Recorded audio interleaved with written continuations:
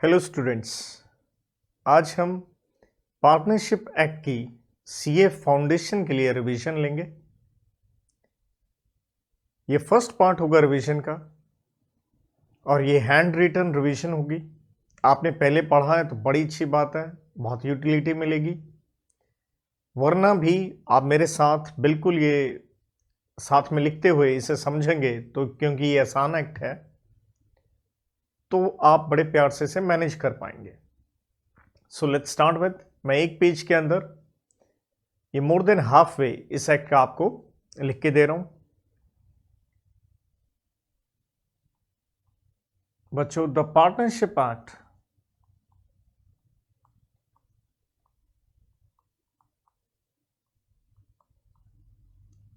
Nineteen 32,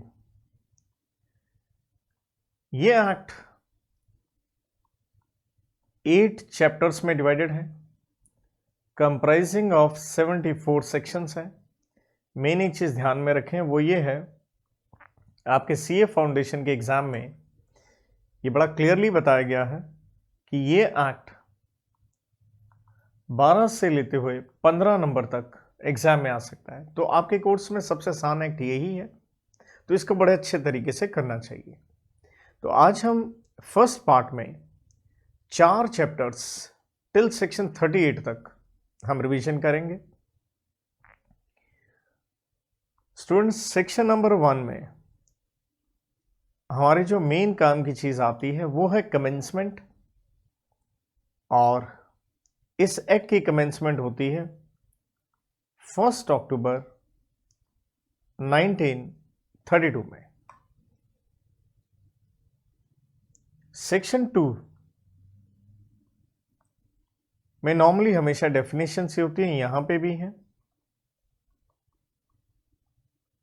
और इसे normally हम किसी भी एक्ट में कहते हैं चैप्टर नंबर 1, और उसका नाम होता है प्रीलिमिनरी स्टार्टिंग। और इस चैप्टर में ये 3 सेक्शन इस तरह से बनते हैं। डेफिनेशंस सिर्फ 5 बताई गई हैं इसके अंदर, तो बहुत आसान है। सेक्शन 2A ये एक डेफिनेशन है जो ठीक है, और सब सेक्शन बी वाली सबसे आपके लिए इंपॉर्टेंट है।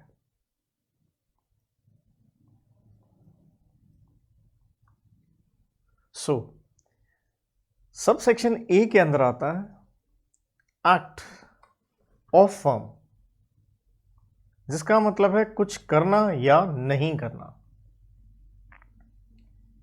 एक्ट कहें या ओमिशन, कुछ किया या नहीं किया। किसने? बाय, चाहे सारे पार्टनर्स हो, ऑल पार्टनर्स, और एनी वन, कोई एक, या फिर एजेंट ऑफ फर्म। जिससे क्या होगा? Which gives rise to a right, तो उससे एक राइट क्रिएट हुआ, और वो राइट क्या है? Enforceable.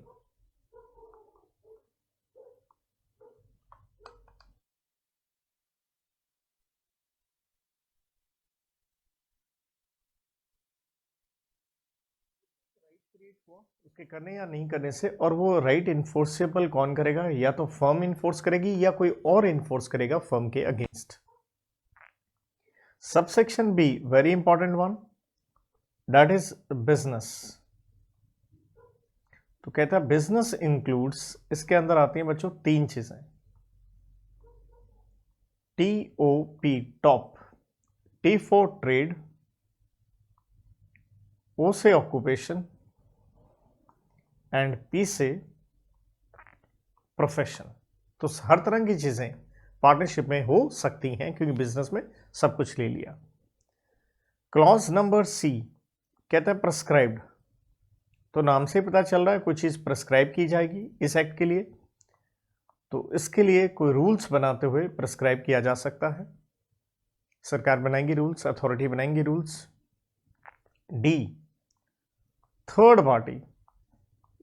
Third party obviously in relation to firm और पार्टनर, बहुत ही सिंपल वे में कहें, जो नॉट अ पार्टनर, जो पार्टनर नहीं है, उसे हम कहेंगे थर्ड पार्टी। देन क्लॉज ही कहती है कुछ एक्सप्रेशन कहो या वर्ड्स कहो जो इस एक्ट में डिफाइंड नहीं है। तो डिफाइंड नहीं है तो उनका मीनिंग कहाँ से लें? तो कहता है मीनिंग आप ले लीजिए कॉन्ट्रैक्ट एक्ट 1872 से। लॉजिक बहुत ही क्लियर है, क्योंकि पार्टनरशिप पहले कॉन्ट्रैक्ट एक्ट का ही हिस्सा होता था। इसलिए ध्यान दीजिए सेक्शन 3 यही कहता है application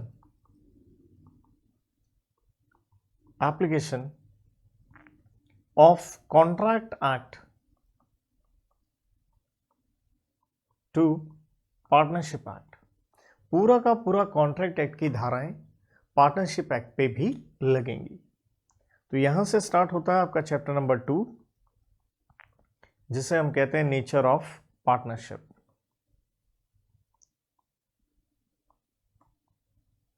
nature of partnership, and this is from section number 4 till section number 8। तो 4 से लेके 8 तक आपका चैप्टर 2 आता है, नेचर ऑफ पार्टनरशिप, जिसमें सेक्शन नंबर 4 में मैं कहूंगा फिर से डेफिनेशंस हैं। पार्टनर क्या होता है, फर्म क्या होता है, फर्म नेम क्या होता है, और सबसे इंपॉर्टेंट पार्टनरशिप।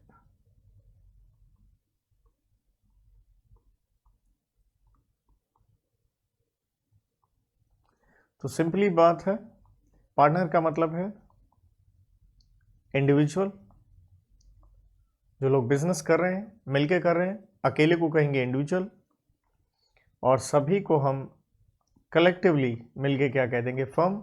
और फर्म नेम क्या है, अंडर विच, वो नाम जिसके अंदर बिजनेस इज कैरिड ऑन, वो नाम जिसके अंतर्गत आप बिजनेस कर रहे हैं। नाउ पार्टनरशिप सबसे इंपॉर्टेंट है। यहां पे मैं हमेशा कहता हूं ये पॉइंट आप पक्का याद रखो। पास हो गए आप?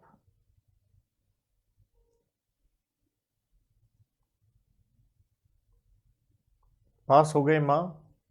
तो पी से है, पार्टनरशिप में हमेशा क्या होगा, कुछ लोग होंगे, पर्सन्स, और ये कितने होते हैं, मिनिमम 2 और मैक्सिमम 50 हो सकते हैं। और ये 50 की लिमिट मत भूलिए, कंपनीज एक्ट ने अंडर सेक्शन 464 बताया, पार्टनरशिप एक्ट ने नहीं बताया।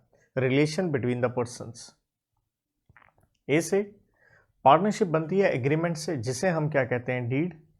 ध्यान दीजिए, इसी के साथ आपको पढ़ना चाहिए सेक्शन नंबर 5। सेक्शन 5 कहता है पार्टनरशिप बाय स्टेटस नहीं है।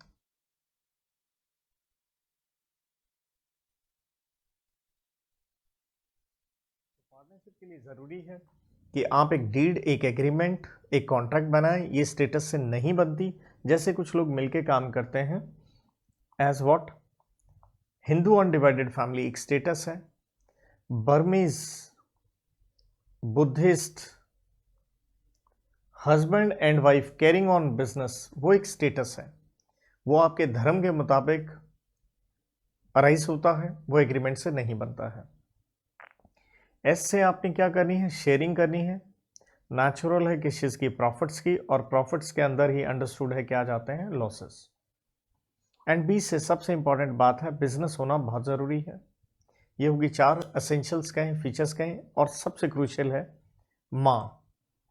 ये है म्यूचुअल, एम से म्यूचुअल एजेंसी, या जिसे हम कह सकते हैं एक और नाम, प्रिंसिपल एजेंट रिलेशनशिप, कि एट द सेम टाइम आप फर्म के मालिक भी हैं और एक दूसरे पार्टनर के एजेंट हैं, आप रिप्रेजेंट करते हैं। मतलब काम को एक करे, लायबल कौन होंगे, सारे, या फर्म कह लीजिए। तो दरअसल यहाँ इसी माँ पे ये आपका मेन सेक्शन है, सेक्शन नंबर 6। और 6 यही कहता है कि सबसे बड़ा जो टेस्ट है पार्टनरशिप का, जो टेस्ट ऑफ पार्टनरशिप है, वो यही है, क्या आपके बीच में ये म्यूचुअल एजेंसी का रिलेशनशिप है या नहीं। अगर ये रिलेशनशिप नहीं है तो आप पार्टनरशिप नहीं है। जैसे कुछ एक इस सेक्शन में एक्सप्लेनेशन भी दी गई है। जैसे मान लीजिए कि कोई मनी लेंडर है, तो मनी लेंडर है, उसने फर्म में क्या दिया, पैसा दिया, तो हमने उसे कहा कि हम आपको प्रॉफिट्स दे देंगे इन ल्यू ऑफ, किसके बदले में? रेट ऑफ इंटरेस्ट, इंटरेस्ट के बदले में। क्या वो पार्टनर होगा? नहीं होगा, क्योंकि जस्ट आपने ध्यान रखना ये 5 फीचर्स ज़रूरी हैं। ये पास हो गया, माँ बीच में बी है, बिजनेस, ये ज़रूरी है। और ये केस भी था केडी कामथ एंड कंपनी, जिसमें सुप्रीम कोर्ट ने ये कहा कि चाहे आप एक ही पार्टनर को क्या ना दे दें, सारी की सारी एक्सक्लूसिव पावर क्यों ना दे दें, सारी पावर अथॉरिटी वो एक्सरसाइज करेगा, बैंक अकाउंट अपने नाम पे खोलेगा, तो उससे कोई फर्क नहीं पड़ता। ये 5 फीचर हैं तो पार्टनरशिप है, वरना नहीं है। आप अकेला बिजनेस से बात नहीं बनेगी। तो मेन जो टेस्ट बताया गया वो सेक्शन 6 में बताया गया, that is real test, cardinal principle भी हम इसे कहते हैं। तो मनी लेंडर पार्टनर नहीं बन सकता, या यूं कह लीजिए हमारी फर्म में एम्प्लॉयज़ हैं और हमने उनको रेमुनरेशन, सैलरी के बदले ये कहा कि हम आपको प्रॉफिट्स दे देंगे, किसके बदले?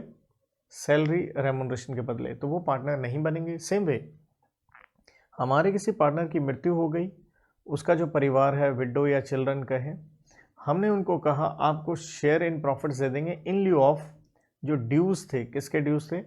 डिजीज पार्टनर के, जिसकी डेथ हो गई, डिजीज पार्टनर के ऊपर हम फर्दर आगे सेक्शन 35 में भी देखेंगे। तो उसके परिवार वाले आपके पार्टनर नहीं बन सकते हैं।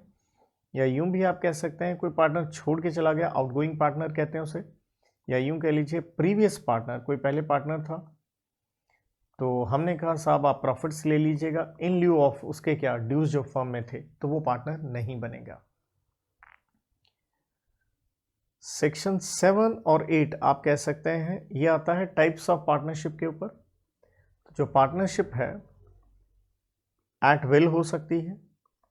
विल का मतलब है जब तक दिल करे आप बिजनेस कीजिए इकट्ठा, और जब इसको आपका दिल करे डिसॉल्व करने का, क्या दे दीजिए?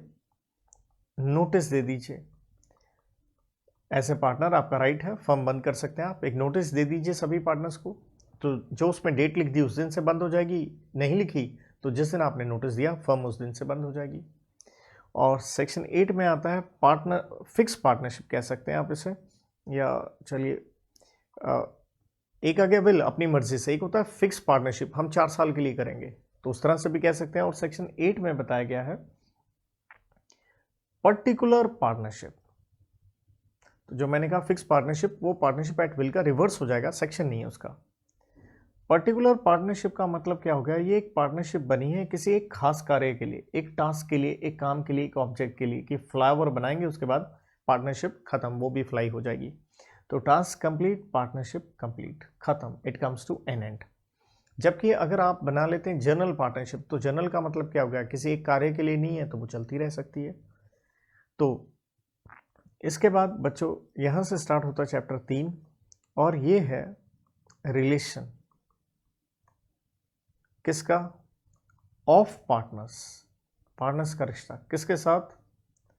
With one another.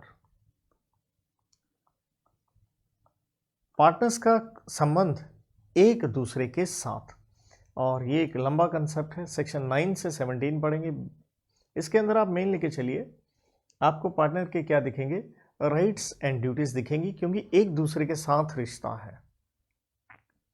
तो यहां पे बच्चों सबसे पहले सेक्शन 9 में मैं कहता हूं ड्यूटी आती है पार्टनर्स की, और सेक्शन 9 दरअसल 3 चीजें कहता है। एक कहता है जो आप काम कीजिए वो कीजिए to the greatest common advantage, जिसका मतलब है सभी को, सभी पार्टनर्स को पूरी तरह से उसका क्या मिले? फायदा मिले। देन ये कहता है to be just and faithful, इसका मतलब है जस्टिस से जस्ट वर्ड है, क्योंकि ये रिश्ता फिड्यूशियरी रिलेशनशिप है ऑफ ट्रस्ट एंड फेथ, तो वो जरूर रखें। जो भी आप अकाउंट्स बनाते हैं वो प्रॉपर बनाइए और वही बना के बाकी पार्टनर्स को दीजिए। एंड सेक्शन 10 में भी आपकी ड्यूटी है। ड्यूटी ये है एज ए पार्टनर आपको इंडेमनीफाई करना होगा। बच्चों इंडेमनीफाई का मतलब है कॉम्पनसेट करना होगा। किस काम के लिए? अगर आपने कोई फ्रॉड किया है तो उससे बाकियों को नुकसान पहुंचा है, फर्म को नुकसान पहुंचा है, उसके पैसे आप भरेंगे। सेक्शन 11 बहुत ही सिंपल बात कह देता है, आप राइट कहें या ड्यूटी कहें, क्या होंगी पार्टनर्स की राइट एंड ड्यूटी? तो बहुत ही सिंपल इसने चीज़ कह दिया, बाय कॉन्ट्रैक्ट बिटवीन दैम। तो बहुत सिंपल सी बात है, पार्टनरशिप में हमने कहा एग्रीमेंट हुआ है, तो आप एग्रीमेंट में ही अपने रिलेशन तय कर लीजिए, क्या होंगी, राइट्स एंड ड्यूटीज़ होंगी। ये आपको तय करना है, जो मर्जी उसमें लिखिए। आप नहीं लिखेंगे तो लॉ ने तो कुछ बता ही रखा है, जैसे आपने सेक्शन 9 एंड 10 दोनों में क्या पढ़ा, आपने दोनों में ही ड्यूटीज जैसे पढ़ी। तो यहाँ सेक्शन आ जाता है इसके बाद 12, और सेक्शन 12 बच्चों डील करता है राइट ऑफ पार्टनर के ऊपर। यहाँ पे भी कह लीजिए 3 बातें आ जाती हैं कि आप you can take part in conduct of business, जिसे आप कह सकते हैं पार्टिसिपेशन का राइट। जो भी फर्म में कार्य हो रहा है आप बिल्कुल उसमें पार्टिसिपेट कीजिए, अपना उसमें क्या दीजिए, ओपिनियन। तो देखिए जो डिसीजंस होंगे, अगर वो डिसीजंस नॉर्मल से हैं, कोई बड़ी बात उसमें नहीं है, जिसे आप ऑर्डिनरी कह सकते हैं, तो फर्म में जो निर्णय लिए जाएंगे वो मेजॉरिटी से लिए जाएंगे। और अगर निर्णय बड़ा है, जैसे आप कह सकते हैं उसका जो नेचर है निर्णय का, मैटर का, ऑफ चेंज इन बिजनेस, मतलब बहुत बड़ी बात है, तो बड़ी सिंपल सी बात है, क्या आंसर होगा, हमें यहाँ यूनानिमिटी चाहिए, जिसको हम कहते हैं कंसेंट ऑफ ऑल। सारे के सारे पार्टनर उसके लिए क्या करें, एग्री करें। सेक्शन नंबर 13 आपके लिए सबसे आसान है, क्योंकि ये आप अकाउंट्स में पढ़ा करते थे। राइट्स ऑफ पार्टनर्स या points to be noted in the absence of deed, तो आप कहते थे प्रॉफिट रेशियो क्या होगी भाई, इक्वल होगा, और किसी भी पार्टनर को क्या नहीं मिलेगा, तो ये है इन एब्सेंस ऑफ डीड। ये याद रखें, जब डीड नहीं है तो आप कहते थे कि भाई कोई सैलरी नहीं मिलेगी, कोई कमीशन नहीं मिलेगा, कोई इंटरेस्ट ऑन कैपिटल नहीं मिलेगा, कोई इंटरेस्ट ऑन ड्राइंग हम चार्ज नहीं करेंगे। देन यहाँ एक विशेष बात आती थी, अगर कोई पार्टनर ने क्या दिया है, लोन या एडवांसेस दिए हैं, तो उसके ऊपर हम कहते थे 6% पर एनम आपको क्या मिलेगा, इंटरेस्ट मिलेगा। इसी सेक्शन 13 में अगर हम एक विशेष चीज़ देखते हैं, तो ये सारे के सारे दरअसल आपके राइट्स ही हैं। इसी में एक चीज़ और निकलती है, इंडेमनिटी का राइट। राइट भी निकलेगा और ड्यूटी भी निकलेगी। इंडेमनिटी मैंने ऊपर बताया था आपको, यह है कॉम्पनसेट करना है, प्रोटेक्शन फ्रॉम लॉस कह लीजिए। तो कुछ आपके इससे रिलेटेड राइट भी हैं और कुछ ड्यूटी भी हैं। तो राइट ये है कि अगर आपने फर्म के लिए कोई एक्सपेंस इनकर किया है, फर्म के बेटरमेंट के लिए, या आपने कोई इमरजेंसी में कोई कार्य किया, लेकिन वो किया है अच्छी भावना के साथ ही फर्म के लिए, तो आपका जो उसमें कुछ खर्चा हो गया, नुकसान हो गया, तो आपको वो पैसे मिलने ही चाहिए। और ड्यूटी में ये निकल के आता है कि अगर आपने जानबूझ के कोई लॉस किया है फर्म का, या जिसे आप कह सकते हैं आपकी नेग्लिजेंस की वजह से लॉस हुआ है, तो वहाँ आपकी ड्यूटी है, आपको वो पैसे भरने पड़ेंगे।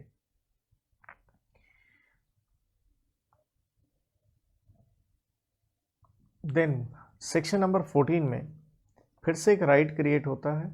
देखिए जो फर्म की प्रॉपर्टी होती है वो एक कॉमन प्रॉपर्टी आप कहेंगे, जिसे आप जॉइंट भी कह सकते हैं, ये सभी पार्टनर्स की है। और ये प्रॉपर्टी बनी कैसे थी, ध्यान दीजिए 3 चीज़ों से प्रॉपर्टी फर्म की बनती है। एक तो जो आपने इंट्रोड्यूस करी, मतलब ब्रॉट इनटू बिजनेस, पार्टनर्स लेके आए थे जब फर्म हमने स्टार्ट करी। एक है जो आपने काम करते हुए खरीदी, एक है जो आपने जनरेट करी, जिसका मतलब है खुद बनाई, और जिसका बेस्ट एग्जांपल है गुडविल। देन इसी से रिलेटेड सेक्शन से ही रिलेटेड, प्रॉपर्टी से रिलेटेड 15 में आपकी एक ड्यूटी निकल जाती है। इस प्रॉपर्टी का जो आप इस्तेमाल करेंगे वो सिर्फ किसके लिए करेंगे, फॉर बिजनेस। दैट मीन्स आप पर्सनल कार्य के लिए उसे इस्तेमाल नहीं कर सकते हैं। सेक्शन नंबर 16 में फिर से ड्यूटी आती है। यहाँ 2 बातें हैं, पार्टनर्स चाहें तो आपस में एग्रीमेंट से ये कह सकते हैं, कोई भी पार्टनर क्या नहीं करेगा, नो पर्सनल बिजनेस, आप अपना अलग से कोई कार्य नहीं करेंगे, ताकि पूरी एनर्जी फर्म पे लगाएं। आप नो कंपीटिंग बिजनेस, ये तो बहुत ही क्लियर है कि फर्म के साथ कंपटीशन वाला काम तो आप कर ही नहीं सकते। डैट मीन्स अगर फर्म आलू बेच रही है तो बहुत सिंपल सी बात है, आप खुद अपना अलग से आलू का काम खोल नहीं सकते। So no competing business. और इसमें एक चीज़ और ध्यान में रखने वाली ये आती है कि अगर आपने कोई ऐसा काम करके कोई पर्सनल प्रॉफिट आपने अर्न अगर कर लिया है, सीक्रेट प्रॉफिट आप कह सकते हैं, तो आपको वो पैसे एक तरह से क्या करने होंगे, आपको वो पैसे फर्म को लौटाने पड़ेंगे, क्योंकि ये आपकी ड्यूटी है। सेक्शन जो 17 आता है ये है, दोनों पे डील करेगा, rights and duties on, change को मैं डेल्टा लिख रहा हूँ, on change in constitution of firm, मतलब फर्म में भारी क्या कर दिए गए हैं, बदलाव कर दिए गए हैं। अब कॉन्स्टिट्यूशन का मतलब क्या है, इसमें आती हैं 5 बातें। या तो आपने फर्म का बदल दिया है नाम, या आप कह लीजिए नेचर ऑफ बिजनेस में आ गया बदलाव, या यूं कह लीजिए नंबर ऑफ पार्टनर्स में आ गया है बदलाव। जैसे नंबर ऑफ पार्टनर्स मीन्स या तो कोई किसी की एडमिशन हो गई, या रिटायरमेंट जिसे हम कहेंगे आउटगोइंग पार्टनर हो गया, या फिर क्या होता है आपकी फिक्स्ड पार्टनरशिप है, तो अंडरस्टूड है एक टाइम के बाद ये क्या हो जानी चाहिए, एक्सपायर हो जानी चाहिए, लेकिन आपने उसे कंटिन्यू रखा। जैसे 3 साल की पार्टनरशिप है बट कंटिन्यू रखा, तो ये बहुत बड़ी बात हो गई। या आपने अपनी प्रॉफिट रेशियो में क्या कर लिया है, चेंज कर लिया है, तो इसे हम कहते हैं बहुत बड़ी बात। तो राइट्स एंड ड्यूटीज क्या होंगे, नेचुरल है, चेंज तो होंगे, लेकिन हम यहाँ कहने जा रहे हैं बट कैन बी सेम, लेकिन वो एज इट इज रह सकते हैं जो पहले थे। इफ कॉन्ट्रैक्ट टू कॉन्ट्रेरी, इसका मतलब है हमने पहले ही एक कॉन्ट्रैक्ट बना रखा था कि कल अगर कॉन्स्टिट्यूशन में चेंज होगा, राइट्स एंड ड्यूटीज में कोई फर्क नहीं पड़ेगा, वरना तो बड़ी नॉर्मल सी बात है, फर्क पड़ना चाहिए। तो इस सेक्शन के करने के बाद हमारा यहाँ से स्टार्ट हो जाता है चैप्टर नंबर 4, जिसे हम कहते हैं रिलेशन किसका, पार्टनर्स का, किसके साथ, विद द नेचुरल है थर्ड पार्टीज, क्योंकि विद वन अनदर तो अभी हमने पढ़ लिया। So that means relation of partners with third party. और बेटा इस कंसेप्ट को हम पढ़ते हैं सेक्शन नंबर 18 से लेके 30 तक। तो सबसे पहले सेक्शन 18 बहुत ही सिंपल सी एक बात करते हैं। सेक्शन 18 ये कहता है पार्टनर क्या है, इज एजेंट ऑफ फर्म। तो कहने का मतलब हुआ वो एजेंट है फर्म का, तो नेचुरल है वो कोई भी कार्य करेगा, कॉन्ट्रैक्ट करेगा तो किसके साथ करेगा, थर्ड पार्टी के साथ। तो लाबल उसके लिए नेचुरल है कौन हो जाएगी, फर्म लाबल हो जाएगी। इस तरह से आपने पढ़ना है। सेक्शन नंबर 19 को मैं बहुत अच्छा एक सेक्शन मानता हूं, तो मैं स्टार डाल देता हूं। सेक्शन 19 कहता है जब आप कॉन्टैक्ट कर रहे हो थर्ड पार्टी के साथ, क्योंकि रिलेशन थर्ड पार्टी के साथ कर रहे हैं हम, तो क्या आप ये काम कर सकते हो। तो 19 ने कहा एम्प्लॉयड अथॉरिटी। एम्प्लॉयड अथॉरिटी किसकी बेटा, ऑफ पार्टनर की। तो एक पार्टनर की एम्प्लॉयड आप सारे समझते हैं। एम्प्लॉयड का मतलब क्या होता है, एक्सप्रेसली कॉन्ट्रैक्ट में नहीं लिखा है, डीड में नहीं लिखा, लेकिन अंडरस्टूड है। तो क्या एम्प्लॉयड अथॉरिटी होती है पार्टनर की फर्म के लिए। तो एम्प्लॉयड अथॉरिटी में एनीथिंग, लेकिन कोई भी चीज़ हो सकती है, लेकिन उसमें एक विशेष बात आपने ध्यान रखनी है, फॉर बेटरमेंट। किसकी बेटरमेंट, नेचुरल है सबकी, सबका मतलब यहाँ क्या हो गया, ऑफ फर्म। आप हर वो कार्य कर सकते हैं, लेकिन यहाँ इस सेक्शन को हमें नेगेटिव वे में पढ़ना है। No implied authority for following, लेकिन ध्यान रखें ये एक नेगेटिव लिस्ट है, ये आपकी कोई एम्प्लॉयड अथॉरिटी नहीं है। और इस पॉइंट को मैं हमेशा कोड किसे करवाता हूँ, ABC वाली पार्टनरशिप। इस तरह से ये आपके पॉइंट बन जाते हैं टिल क्लॉज नंबर F तक, या यूं कह लीजिए 7 पॉइंट हैं। ए में क्या है, आर्बिट्रेशन में, जिसका मतलब होता है आउट ऑफ कोर्ट सेटलमेंट में, आप अपना dispute as a partner refer नहीं करेंगे। बी से आप बैंक अकाउंट अपने सेल्फ नेम पे नहीं खुलवा सकते, ये कोई अथॉरिटी आपको नहीं है। और आर्बिट्रेशन आउट ऑफ कोर्ट क्यों नहीं था, क्योंकि आप कोर्ट में जा सकते हैं, लेकिन किसी तीसरे को जज आप नहीं बना सकते। कोई भी क्लेम अगर है उस पर आप कॉम्प्रोमाइज नहीं कर सकते, मतलब किसी से पैसे लेने हैं तो एज ए पार्टनर आप कॉम्प्रोमाइज़ कराए, सॉरी नहीं। विड्रॉ सूट, अगर फर्म ने कोई केस किया हो किसी के ऊपर तो आप उसे विड्रॉ नहीं कर सकते, या कोई केस चल रहा है तो ए से पॉइंट है एडमिट लायबिलिटी, ए भी आ गया और एल से लायबिलिटी भी आ गया। इन अ सूट कोई केस चल रहा है तो फर्म के बिहाफ पे आप लायबिलिटी एडमिट नहीं कर सकते, ये आपकी कोई अथॉरिटी नहीं है। आई से आप इमूवेबल प्रॉपर्टी, जिसे आप मकान दुकान कहते हैं, ना तो आप सेल कर सकते हैं फर्म की, ना ही उसके बिहाफ पे आप खरीद सकते हैं, क्योंकि बात बहुत बड़ी है, इमूवेबल प्रॉपर्टी में बहुत पैसा लगता है।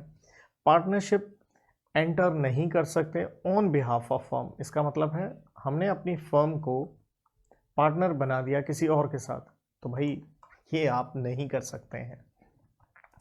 सेक्शन 20 सिंपल सी बात ये कहता है, ये जो एम्प्लॉयड अथॉरिटी की लिस्ट जो लॉ ने बताई है, एक नेगेटिव लिस्ट बताई है जो कि आप ये नहीं है, तो सेक्शन 20 कहता है ये जो एम्प्लॉयड अथॉरिटी है, ये वर्ड था एम्प्लॉयड अथॉरिटी, ये जो एम्प्लॉयड अथॉरिटी है एज ए पार्टनर्स आप क्या कर सकते हैं, कैन एक्सटेंड, या तो ये लिस्ट आप और बढ़ा सकते हैं, या इसमें से ये जो अथॉरिटी आपकी नहीं थी आप अथॉरिटी दे भी सकते हैं और आप रिड्यूस कर सकते हैं। तो नेचुरल है, इसके लिए पार्टनर्स को क्या बनाना पड़ेगा, आपस में एक एग्रीमेंट। 21 ये कहता है अगेन पार्टनर्स को एम्प्लॉयड अथॉरिटी है, किस चीज़ की है, to do all acts in emergency, कि अगर कोई इमरजेंसी सिचुएशन है तो एज ए पार्टनर हर वो कार्य कर सकता है, अंडरस्टूड है, इतना आप समझ सकते हैं, जो फर्म के लिए क्या होगा, फायदेमंद होगा, जिससे हमारा नुकसान घटे ना कि नुकसान बढ़े। सेक्शन 22 कहता है कि भाई, क्योंकि हमने 18 में कहा पार्टनर क्या है, एजेंट है, तो इसलिए क्या होगा, वो जो भी कार्य करेगा थर्ड पार्टी के साथ एक कॉन्ट्रैक्ट हो जाएगा, तो इसलिए क्या कहता है, टू बाइंड फर्म, मतलब अगर आपने फर्म को लायबल करवाना है टुवर्ड्स थर्ड पार्टी, तो जो भी पार्टनर ने कॉन्ट्रैक्ट किया है, तो वो जो कॉन्ट्रैक्ट है बाय पार्टनर है, वो क्या होना चाहिए, ऑन बिहाफ, या यूं कह लीजिए इन नेम ऑफ फर्म होना चाहिए, मतलब आपने उसे एग्जीक्यूट या साइन करना है किसके नाम पे, कि मैं फर्म के बिहाफ पे ये कॉन्ट्रैक्ट कर रहा हूं। 23 देखिए, जब आप पार्टनर हैं तो एक दूसरे को रिप्रेजेंट करते हैं, तो इसका मतलब ये हो गया कि अगर आप कुछ भी एडमिट करेंगे, कहीं भी कोई चीज़ कहेंगे, एडमिशन का यह मतलब नहीं कोई नया पार्टनर आ रहा है, एडमिशन बाय अ पार्टनर, इसका मतलब है एक पार्टनर ने कोई एक स्टेटमेंट दी, आप रिप्रेजेंटेशन कह सकते हैं, स्टेटमेंट कह सकते हैं, तो ये स्टेटमेंट अगर एक पार्टनर ने दी है तो ये सभी पार्टनर्स के खिलाफ क्या काम करेगी, एविडेंस हो गई ये अगेंस्ट व्हाट, फर्म, तो आपने दी है, फर्म के लिए दी है, तो फर्म बाइंड हो जाएगी इसके लिए टुवर्ड्स व्हाट, थर्ड पार्टीज।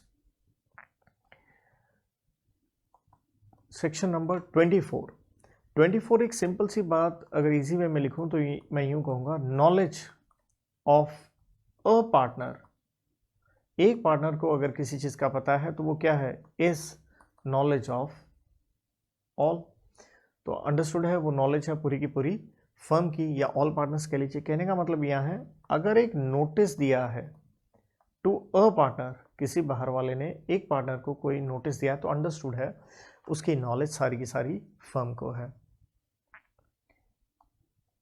25 में यूं कह लीजिए आप, नेचर ऑफ लायबिलिटी है,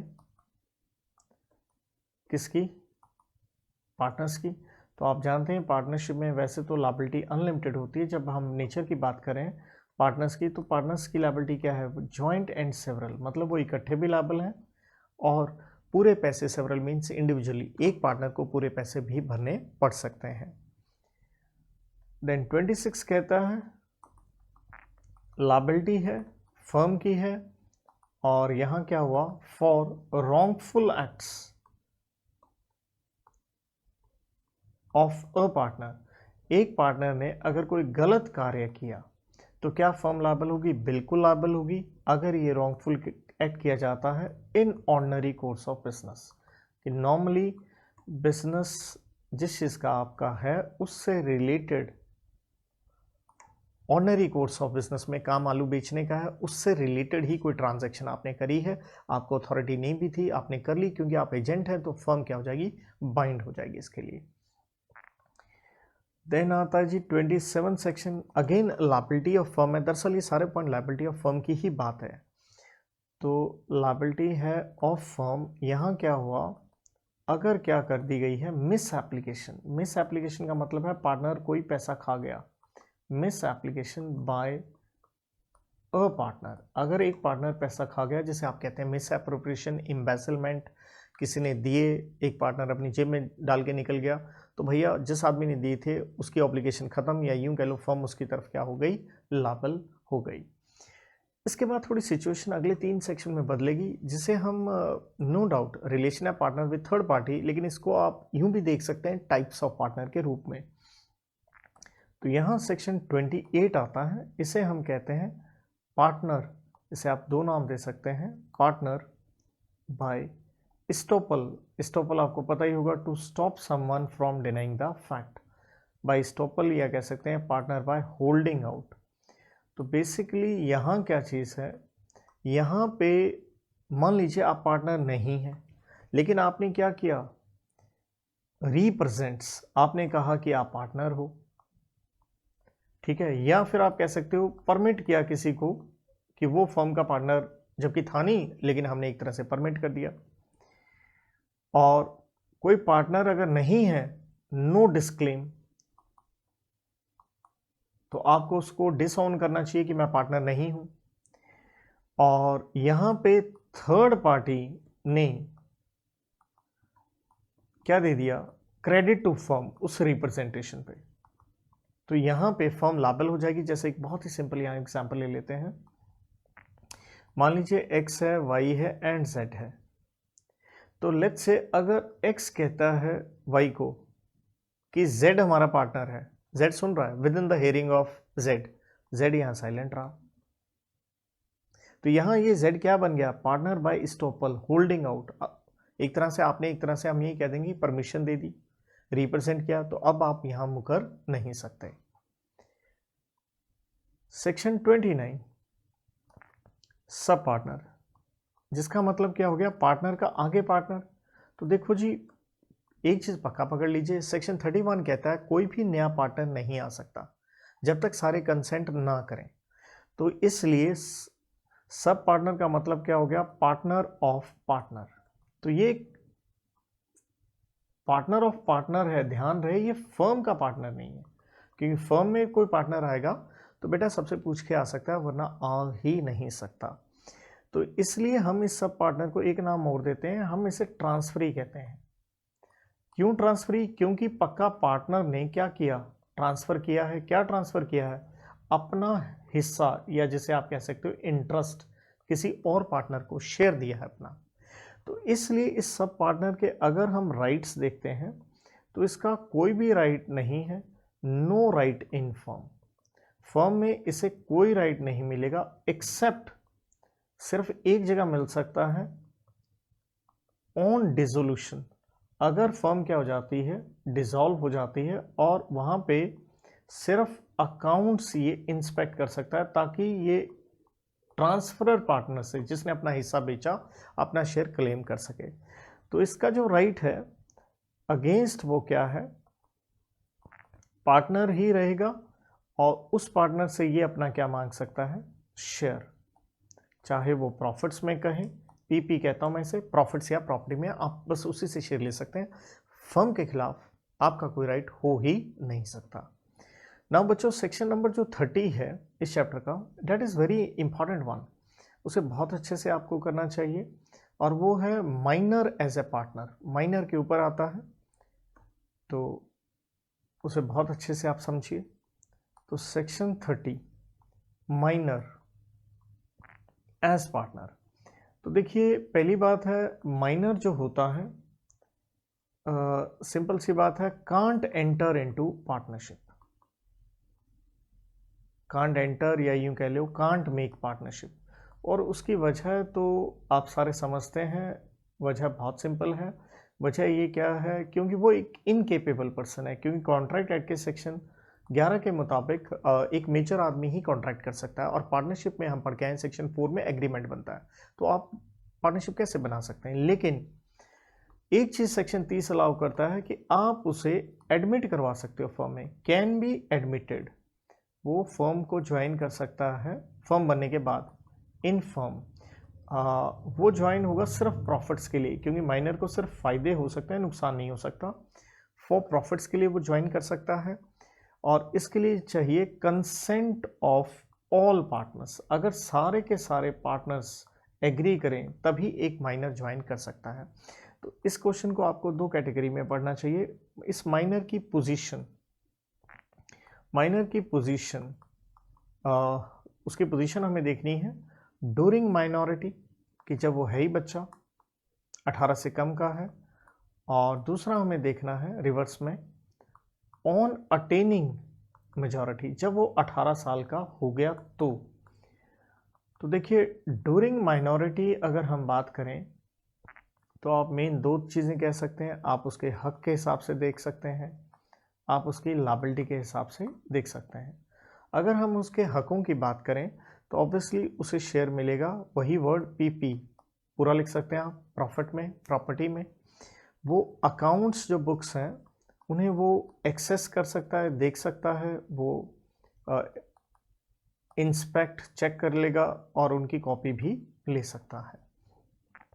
और अगर लायबिलिटी की बात करें या रिवर्स में बात करें तो यूं कह सकते हैं कांट स्यू पार्टनर्स, वो बाकी पार्टनर्स पे केस नहीं कर सकता। सर किसके लिए?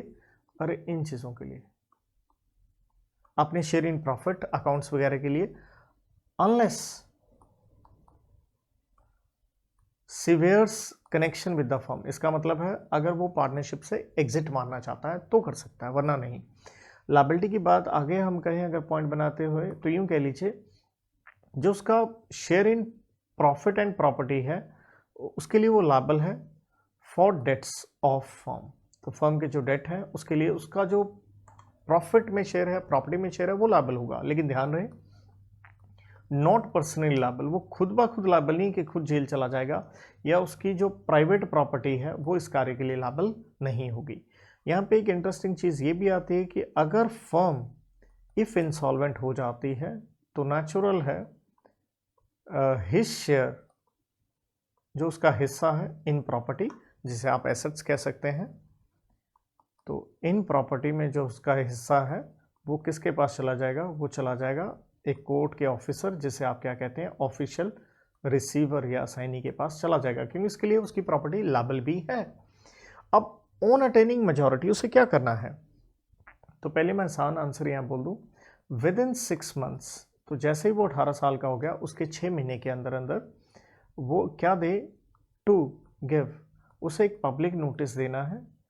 पब्लिक नोटिस किस चीज़ का देना है? कि वो कंटिन्यू करेगा या नहीं करेगा। लेकिन अगर वो फेल हो जाता है, इफ़ फेल्स, तो हम प्रज्यूम कर लेंगे, उसे क्या प्रज्यूम कर लेंगे? पार्टनर प्रज्यूम कर लेंगे। और जैसे ही अगर उसने या तो हाँ कर दी या नोटिस नहीं दिया, अगर वो पार्टनर बन गया तो वो लायबल हो जाएगा फ्रॉम डेट एडमिटेड। तो डैट मीन्स उसकी लायबिलिटी आज से नहीं स्टार्ट होगी, जिस दिन वो एडमिट हुआ था वहाँ से उसकी लायबिलिटी शुरू हो जाएगी। और अगर वो छोड़ के चला जाता है तो बात खत्म हो गई। अच्छा, यहाँ पे एक टेक्निकल पॉइंट भी है जस्ट मैं बोलने में बता दूँ एग्जैक्टली लॉ की वर्डिंग क्या है। Within 6 months of attaining his majority or of his coming to the knowledge that he is being admitted whichever date is later on. कहने का मतलब है या तो 6 महीने में नोटिस दे, या अगर उसे बाद में पता चलता है तो वो बाद में भी नोटिस दे सकता है। और यहाँ पे एक पॉइंट ये भी आता है कि अगर उसे बाद में पता चलता है तो उस चीज़ को साबित कैसे करेंगे? तो बर्डन ऑफ प्रूफ उस आदमी के ऊपर है जिसने ये कहा कि ये पार्टनरशिप में एडमिट हुआ था, इसको बाद में पता चला है। तो डैट मीन्स सिंपल सा आपको यही लेके चलना चाहिए जो मैंने लिखा है कि बस 6 महीने के अंदर उसे हाँ या ना का जवाब देना है। तो स्टूडेंट्स इसके बाद चैप्टर नंबर 5 में आ जाता है आपका इनकमिंग एंड आउटगोइंग पार्टनर। तो ये बहुत ही आसान सा एक कंसेप्ट है। पार्टनर आ रहे हैं या जा रहे हैं, जा रहे हैं के ऊपर ही ज़्यादा हम पढ़ेंगे। ये आता है जी 31 से लेके 38 सेक्शन तक। एंड सेक्शन नंबर 31 डील करता है इनकमिंग से, और 31 सिंपल कहता है इनकमिंग पार्टनर होगा विद कंसेंट ऑफ ऑल, सारे एग्री करेंगे तो ही कोई नया पार्टनर ज्वाइन कर सकता है, वरना कोई नया पार्टनर नहीं आ सकता। अगर हम आउटगोइंग की बात करें तो यहाँ पे सेक्शन 32 में आ जाता है रिटायरमेंट। तो आप रिटायर कैसे हो सकते हैं? तो रिटायर होने के लिए बड़ी सिंपल सी बात है, 3 बातें हैं। जिस तरह से आपका एग्रीमेंट हुआ पड़ा है, डीड बनी हुई है, वैसे चले जाओ, या यूं कह लो कंसेंट सभी की, उनसे पूछ के चले जाओ, या फिर अगर पार्टनरशिप एट विल है तो मैंने आपको बताया था सेक्शन नंबर 7 में क्या दे दो, नोटिस दे दो और चले जाओ, बात खत्म। एंड आउटगोइंग में ही आपका 33 आता है, that is expulsion of partner. हमने पार्टनर क्या किया, निकाल दिया, तब भी तो आउटगोइंग हो गया। अब एक्सपल्शन के लिए लॉ ये है, आप उसे निकाल सकते हैं गुड फेथ में, मतलब इन इंटरेस्ट ऑफ फर्म, की सभी के लिए फायदेमंद यही है, आदमी गलत है इसलिए निकाल रहे हैं, और ये डिसीजन लिया जाएगा बाय मेजॉरिटी। और ध्यान ये रखिए, जब ये छोड़ के जाएगा, एक पब्लिक नोटिस देना ज़रूरी है, जो अखबार में छापा जाता है, रजिस्ट्रार को बताया जाता है कि आदमी निकल गया है। और कोई भी पार्टनर निकल जाए तो देखिए उसके राइट्स तो होते हैं, उसको उसका शेयर इन प्रॉफिट हो, प्रॉपर्टी हो, वो तो सब आपको देना ही पड़ेगा। और जब आप किसी को निकाल रहे हो तो नेचुरल उसे एक नोटिस दीजिए, जिसे मैं कहता हूँ ROH stands for reasonable opportunity of being heard, ताकि वो अपनी बात भी रख सके, क्योंकि आपको उसके कुछ कार्य ठीक नहीं लगे हैं तो उसे भी कहने का मौका मिलना चाहिए। इसी में आउटगोइंग में सेक्शन नंबर 34 में आ जाता है जी आपका इनसॉल्वेंट पार्टनर। तो इनसॉल्वेंट पार्टनर कब होता है? नॉर्मली हम सोचते हैं जब कि भाई लायबिलिटी मोर देन एसेट, वो तो है ही है, लेकिन साथ में ध्यान दीजिए एंड एडजुडिकेशन बाय कोर्ट, जिसका मतलब है डेक्लारेशन बाय कोर्ट। तो कोर्ट जिस दिन आपको डिक्लेयर करेगी पार्टनर को इंसॉल्वेंट, तब आप इंसॉल्वेंट होंगे। एंड एडजुडिकेशन का जैसे ही ऑर्डर आएगा, बड़ी बात, ये आदमी सीजेस टू बी पार्टनर, अब आप पार्टनर रह नहीं सकते। तो इंसॉल्वेंट आदमी पार्टनर नहीं बन के रह सकता, उसी दिन आपकी पार्टनरशिप से क्या हो जाएगी, विदाई हो जाएगी। 35 में आ गया जी डिजीज्ड पार्टनर। तो नाम से ही पता चल रहा है कि पार्टनर की मृत्यु हो गई है, तो वो भी आउटगोइंग हो गया। तो ऑब्वियसली मौत के बाद आपकी प्राइवेट प्रॉपर्टी तो किसी कार्य के लिए, एक सिंपल सी बात है, आउटगोइंग हो गई, उसके बाद फर्म कोई कार्य कर रही है तो उसके लिए आप लायबल तो होंगे नहीं, आपका हिस्सा जितना बनता वो तो मिलेगा ही मिलेगा आपको। लेकिन डिजीज पार्टनर में मेन चीज़ क्या है, पब्लिक नोटिस नॉट रिक्वायर्ड, कि ये पार्टनर अब नहीं रहा, ऐसा बताने की ज़रूरत नहीं है, दैट इज़ नॉट रिक्वायर्ड, क्योंकि मौत एक बहुत बड़ी बात है। नेक्स्ट कंसेप्ट में क्या आता है, ये जो भी हमने पढ़ा आउटगोइंग पार्टनर, इन आउटगोइंग पार्टनर के बेटा राइट्स हैं, और इन राइट्स के ऊपर 2 सेक्शन यहाँ क्रिएट होते हैं, that is section number 36 and 37। तो देखिए, क्योंकि आप आउटगोइंग पार्टनर हैं तो प्रश्न ये निकल के आता है, क्या आप कंपीटिंग बिजनेस कर सकते हैं, क्या सेम काम कर सकते हैं? The answer is yes. लेकिन हम इसी को रिवर्स करेंगे, नो। अगर आप में एग्रीमेंट ऐसा हो गया है, जैसे कोई पार्टनर छोड़ के जाता है तो हम उसको शेयर ऑफ गुडविल दे देते हैं। तो गुडविल देने का मतलब भी क्या है, एक्स्ट्रा पैसे दे दिए हैं उसको कि भाई अब तू ना तो फर्म का क्या इस्तेमाल करेगा, नेम, फर्म का नाम ना इस्तेमाल कर, प्लस ये मत बता कि मैं पार्टनर हूँ, प्लस फर्म के क्या मत तोड़, कस्टमर्स, सॉलिसिट कस्टमर्स। ये तीनों पॉइंट में ना ना है, ये ध्यान रखिएगा, ना ना ना, आप ये काम नहीं कर सकते हैं, वरना आप कंपीटिंग बिजनेस कर सकते हैं। 37 is a very nice section. तो ये मैं कहूँगा, जब आउटगोइंग पार्टनर है, अगर उसके ड्यूज नॉट पेड, अगर आपने उसका पैसा नहीं दिया है जितना उसका बनता है, तो उसे क्या मिलना चाहिए? तो 2 बातें हैं, तो उसे शेयर मिलेगा, उसे मिलेगा शेयर किस चीज़ में, सब्सिक्वेंट प्रॉफिट्स में, मतलब उसके जाने के बाद भी जो फर्म के प्रॉफिट्स हुए हैं उसमें उसका हिस्सा बनेगा, बिल्कुल बनेगा, क्योंकि आपने उसका पैसा नहीं दिया। या फिर उसे क्या दे दीजिए, 6% इंटरेस्ट, नेचुरल है किसके ऊपर, उसके ड्यूज के ऊपर, क्योंकि वो एक तरह से लोन बन गया, लेकिन दोनों में से उसे क्या मिलेगा, विच एवर इज हायर। तो दोनों में से विच एवर इज हायर है, that he is entitled to get. Now section number 38 आता है, लास्ट है हमारा आज के इस रिवीजन में। तो सेक्शन नंबर 38 ये कहता है रेवोकेशन। रेवोकेशन आपने कॉन्ट्रैक्ट एक्ट में वर्ड सुना है, जिसका मतलब होता है cancellation. Revocation of continuous guarantee. Guarantee क्या होती है, जब बैंक वगैरह से हमने कोई लोन लिया होता है तो गारंटी तो कोई देनी पड़ती है। बट कह रहा है कोई गारंटी क्या है, कॉन्टिन्यूस है, मतलब कई गारंटी दी गई हैं। जैसे फॉर एग्जांपल मैंने गारंटी दे दी कि भाई जब भी आदमी आए लोन देते रहो बैंक, मैं जिम्मेवार हूं। तो कहता है revocation of continuous guarantee on change in constitution of firm. बच्चों इस सेक्शन को आपको सेक्शन नंबर 17 के साथ पढ़ना चाहिए। वहां हमने पढ़ा था change in constitution of firm, जहां मैंने 5 पॉइंट बताए थे, नाम, नंबर, नेचर ऑफ बिजनेस बदल गया। तो अगर change in constitution of firm हो जाता है तो जो भी एक गारंटी है, जो गारंटी गिवन है, चाहे वो गारंटी दी है बाय फर्म ने दी है किसी को, या फर्म को किसी ने दी है, ये ऑटोमेटिकली क्या हो जाएगी, ये गारंटी कैंसिल हो जाएगी, क्योंकि बहुत बड़ा चेंज फर्म में आ गया है। उसकी क्या चेंज हो गई है, कॉन्स्टिट्यूशन। तो बच्चों ये था हमारा फर्स्ट पार्ट इस रिवीजन का, जहां मैंने लगभग आधे कह लीजिए, आधे से ज़्यादा सेक्शन एक पेज में हैंड रिटन आपको लिख के दिए हैं। तो इस और लगभग मैंने सारे पॉइंट आपसे शेयर करने की कोशिश करी है, एक एक सेक्शन वाइज करी है, एक पेज में करी है। तो पेपर से पहले इसकी आप बहुत अच्छी यूटिलिटी आपको लेनी चाहिए। So with this lecture comes to an end. Thank you.